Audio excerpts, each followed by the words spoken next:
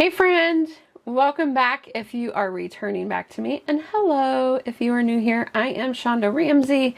I am a Christian author, a creative director, a brand strategist, and a maker. I wear all the hats and do all the things, and some call me a multi-passionated entrepreneur.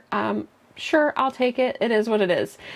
So I wanted to jump in today on a talk about being an entrepreneur because I know that a lot of my clients are kind of in that bucket where they wrote a book, then they published a book, and now they're becoming an entrepreneur, or they started off as an entrepreneur and have a product-based business or a service-based business and are considering writing a book. And so a lot of who I work with, it kind of goes back and forth. And so that's why I talk about all these things on my channel, because those are the people that I'm serving. And so today we're going to talk about how to stop overthinking every business decision. Now, raise your hand if you're a chronic overthinker.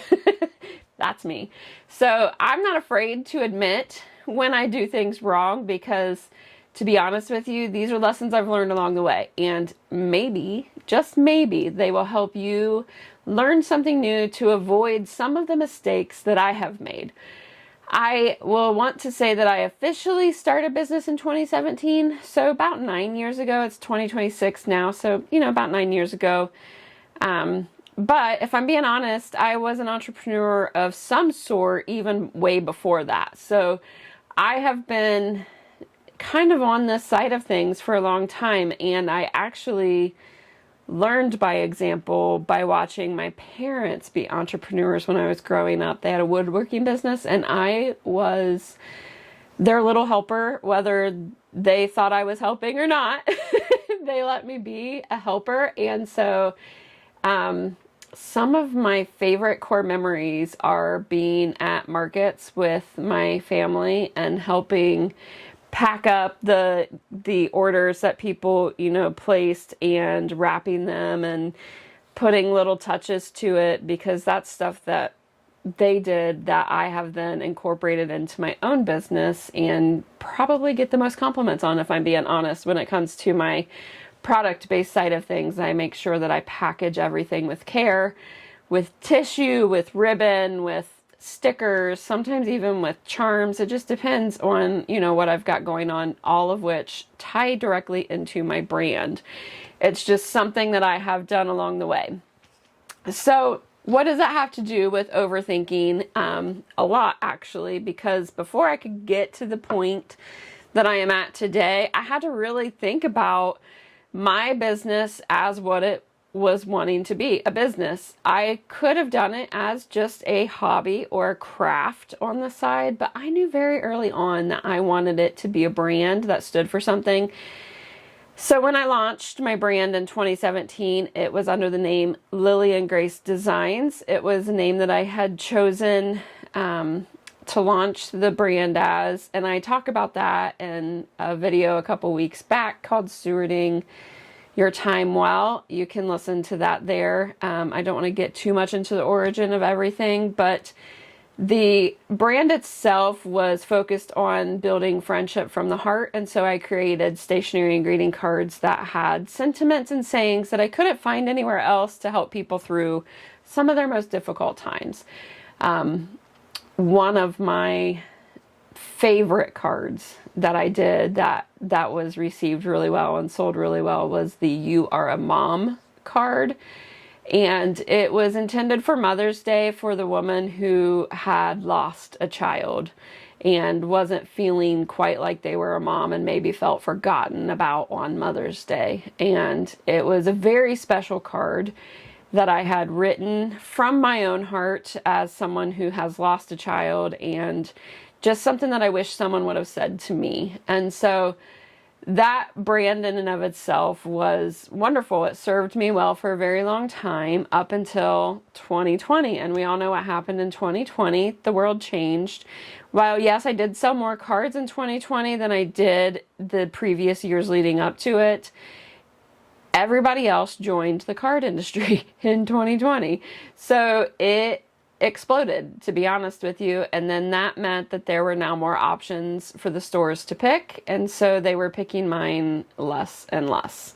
And that was primarily because I refused to do holiday cards, like all of the holidays. I did do them for one of the stores I was at upon request, but that wasn't what my intent was. That wasn't what my brand was. It wasn't what I wanted to do. It was an executive decision that I had made to not do it, but it ended up hurting my wholesale in the long run. So I decided that I needed to pivot. Now, this is where the overthinking really, really picks up, right? When you're looking at what used to work and now all of a sudden it's no longer working, what do?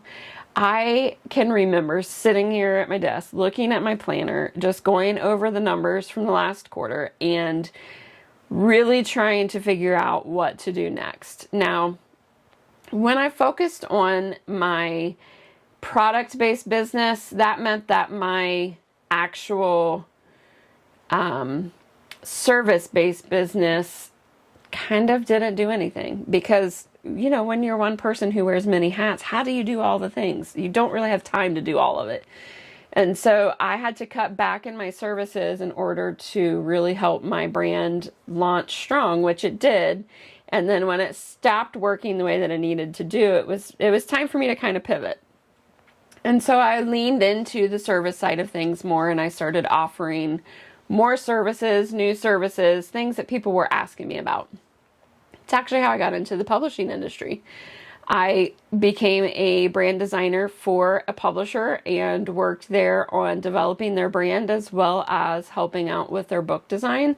And I love editorial design probably more than I've ever admitted. It's my absolute favorite is editorial design. And so when I got to do books and all the lead magnets and the fun things like that, I really felt like I was thriving in that kind of arena. And so I had to switch over into becoming more of a service-based entrepreneur than a product-based entrepreneur. But what I found was when I was service heavy, I was missing products. And I don't know why, but I stopped going to markets during that time. And so it was like I was missing that in-person interaction, and it was something that I just kept thinking about, you know, when I was younger and how much I loved being at the market all day. And so I decided I needed to pivot. Now, this is where things got really murky for me because I am a Christian and I am someone who leads by prayer and calling. And so I really prayed for direction and wisdom and clarity because I lacked all of those things.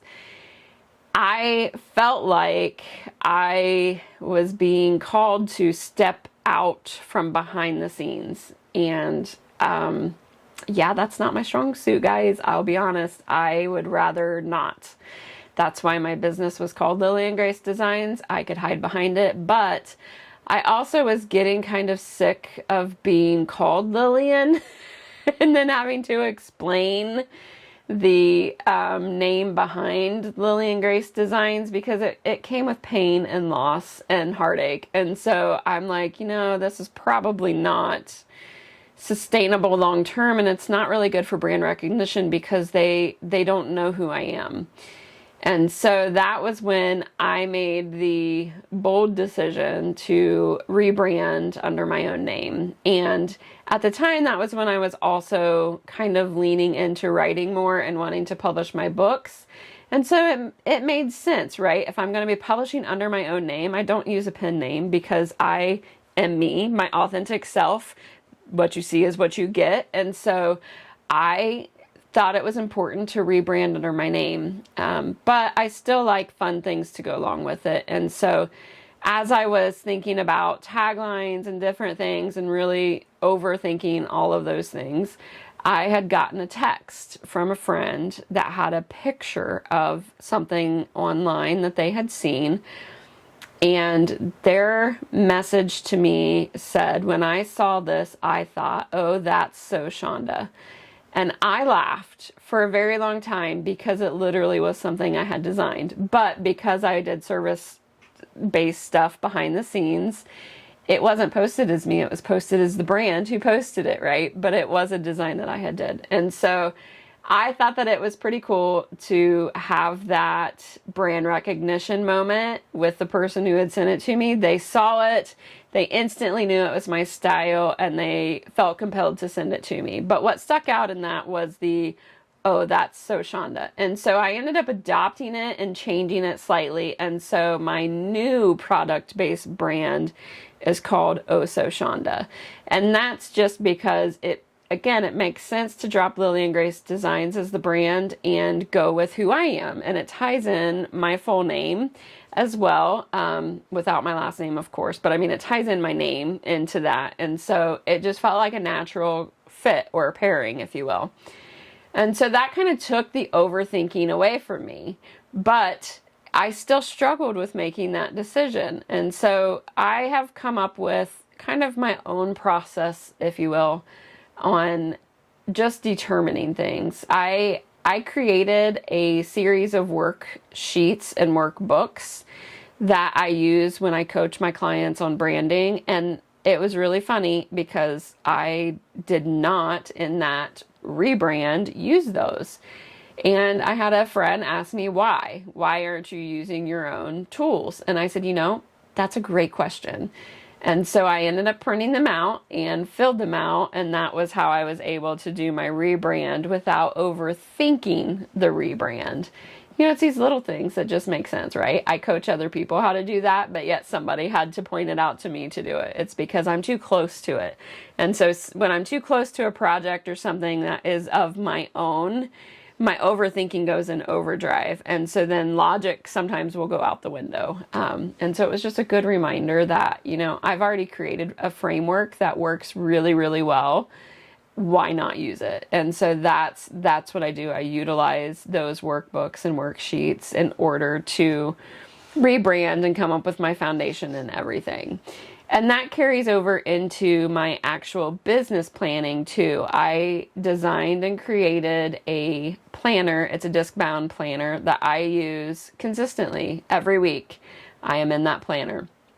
If I'm not in that planner, then something's wrong with me. And I have come to learn, if I can look back and see that I've not written in my planner for an extended period of time, that something in my life during that time frame was probably so overwhelming that I was in kind of freeze mode or paralyzed in place, if you will, because that's kind of my coping mechanism. And my tell is my planner. If my planner is empty, then I was not productive, I was not moving the needle forward, and I was dropping the ball, to be honest with you, on my business. And so, we have to show up for our business as often as we can. I'm not going to tell you have to show up every day because everybody's schedule is different, but we do want to show up as often as we can because that is going to make or break your business. If you are not showing up for your business and you don't have employees who are running it, what's your business doing? Is it really a business at that point? And that's something I've had to sit with for a very long time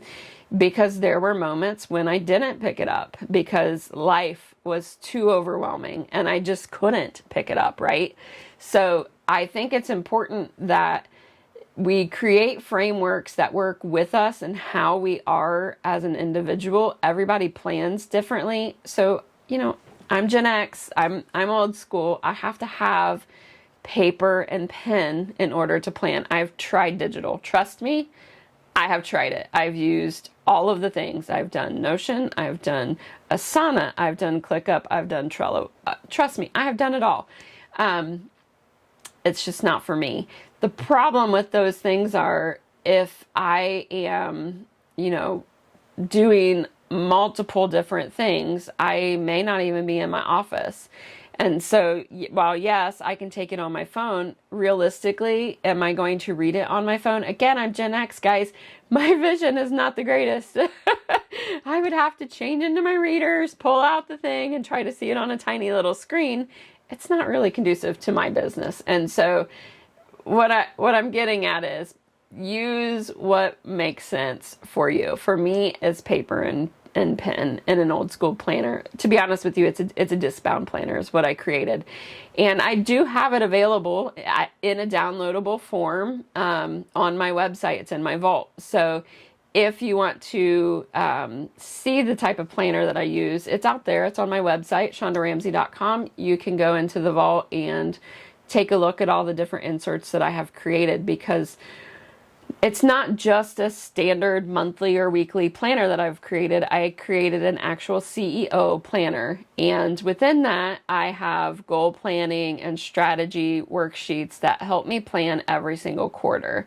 And because we are nearing the end of a quarter and getting ready to come into the second half of the year, which is also the busiest for product-based businesses, right? We're talking fall, winter, Christmas, all the holiday things are coming up. It's really important now more than ever to have these frameworks in place so that I can figure out what I'm going to do for those busy seasons, because it's during those busy seasons that I'm going to be product heavy, which means my services are going to have to be scaled back slightly in order to accommodate the time that it's going to take me to do the products. I actually, in this relaunch, in my overthinking, I've completely thrown out all of my old product. Okay, so that's a bad, bad term to use. I didn't just throw it out. I bundled them into mystery bags and have been selling the mystery bags at events and things like that. They have been doing really well. But those designs have been discontinued. That's really how I should have phrased that. They've not been physically thrown out anywhere. They just have been sunsetted, discontinued, whatever you want to call it, retired. They'd served me well, guys, for 9 years, right? But it's time for some new designs. My people want new stuff. And so I am going to deliver on the new things. And I've completely just sat down and reworked my new product lineup. Now, overthinking kind of hid in this a little bit too, because I wanted to simplify by reducing the number of SKUs. In the past, I had over 1,000 SKUs. That means there were 1,000 different products. Either it was a saying, on a card, or maybe it was one product with 10 different colors, whatever it is. Each item gets its own SKU in my inventory, and I was managing 1,000 different SKUs by hand, which again is crazy, but that's how I do things. I don't do things easy. I do them with what works for me. I am an Excel spreadsheet junkie, and I created a really robust inventory spreadsheet that, again, works with me, not against me. And so that's what I use. It has served me well. And I actually trust it better than some of the inventory programs that I tested out, and found that I would go back to that spreadsheet more than I would use the programs that I paid a lot of money for. So I ended up canceling subscriptions because, let's face it, they all add up, and stuck with the Excel version of things. Now, I do use QuickBooks, but I do not use QuickBooks inventory.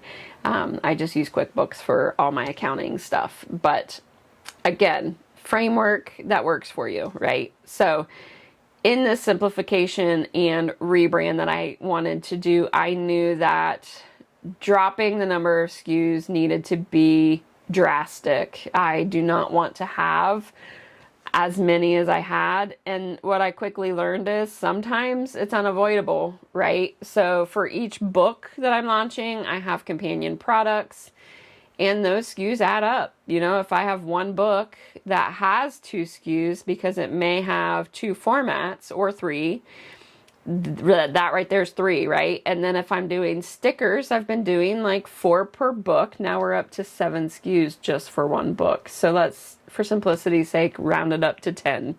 If I do 10 SKUs per book, and I know that I'm coming out with 7 new books, that's 70. I already have 2 that we're at to 90, right? So you get what I'm saying. Your SKUs will automatically increase over time. And so I had to stop overthinking that and be like, listen, it's not really the number of SKUs that's the problem. It's the type of products and the number of variants of each product that was the problem. So I was doing greeting cards, and I had the majority was in all the different greeting cards that I would have. And what that was doing was creating overwhelm when a shopper would walk up to my booth and see all these different cards. They wouldn't know what to pick, and so sometimes they wouldn't pick one. And so I started testing the theory by reducing the amount that I took to each market.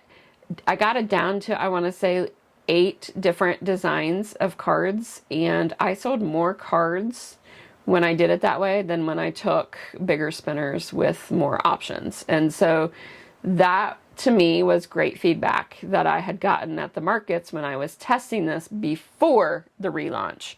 You know, I don't want to just jump into something and change it. I want to be strategic about my changes. And so testing things, that is what I call data balance. You get it, and you write your data, you can see, pinpoint what's working, what's not working, and then you balance it out with what you know and what you want to kind of change to.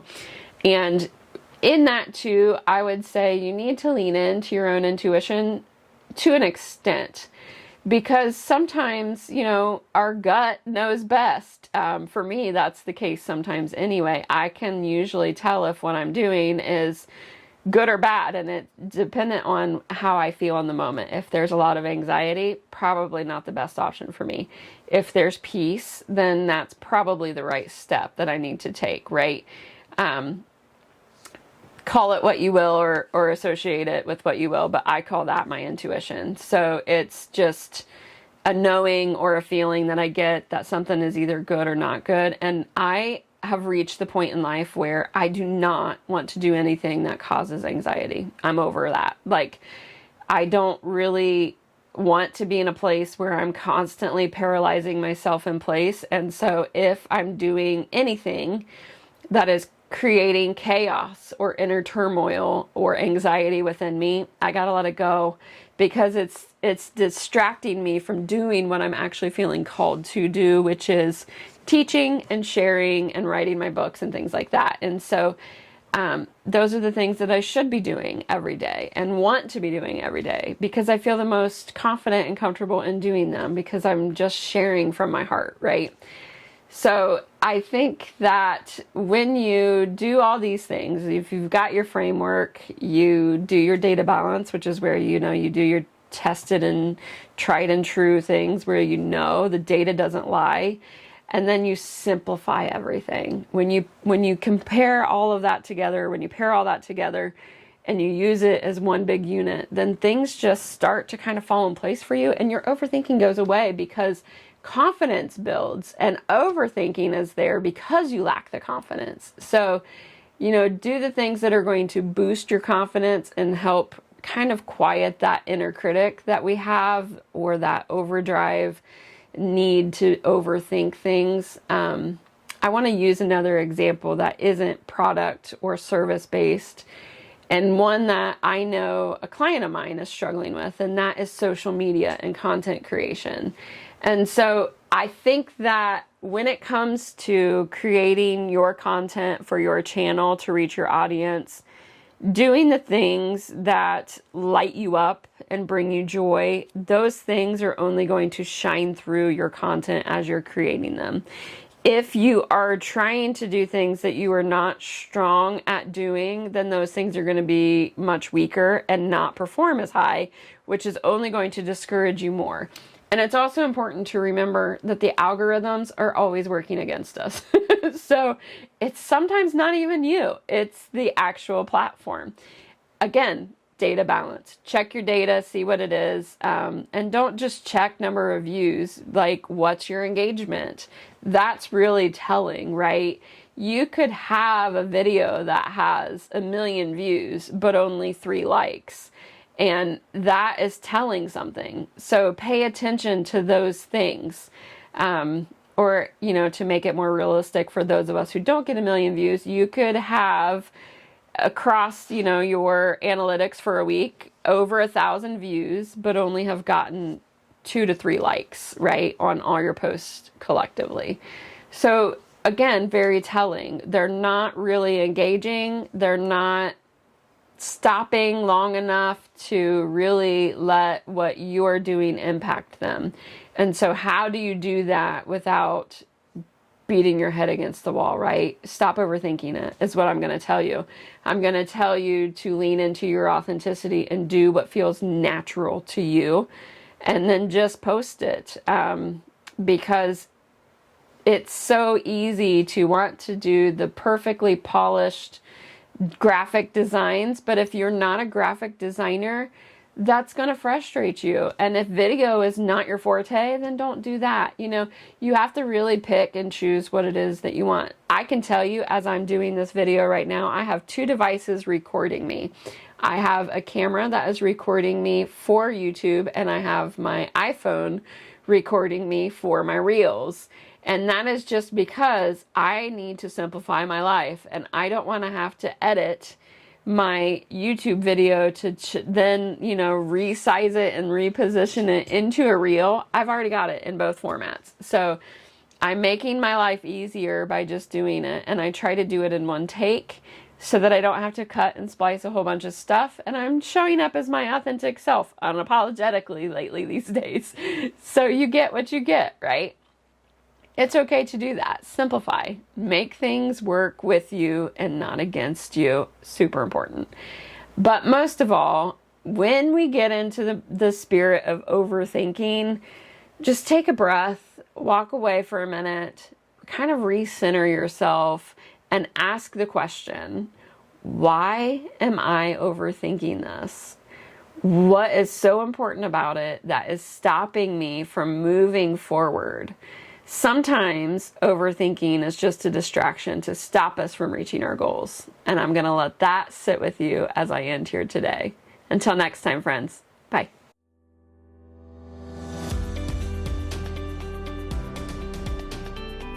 Hello, friend. I'm Shonda Ramsey. If you found your way here, chances are you're a woman who creates, builds, or leads in your area of expertise. Perhaps you may even be all 3. And if you're looking for a space where faith, creativity, and business belong together, you are in the right place. I write and publish both nonfiction and clean romance books. I run a creative direction and brand strategy business, and I make handcrafted goods through my brand, Oh So Shonda. I've been building things on my own since 2017, and everything I share here comes from something I've personally done, figured out, or had to learn the hard way. On this channel, you'll find honest conversations about the writing life, brand strategy, and creative entrepreneurship, and the faith that guides us. I'll be teaching by sharing genuine conversations for the woman who is doing the work. I'm so glad you're here. Subscribe so you don't miss anything, and let's build something worth building.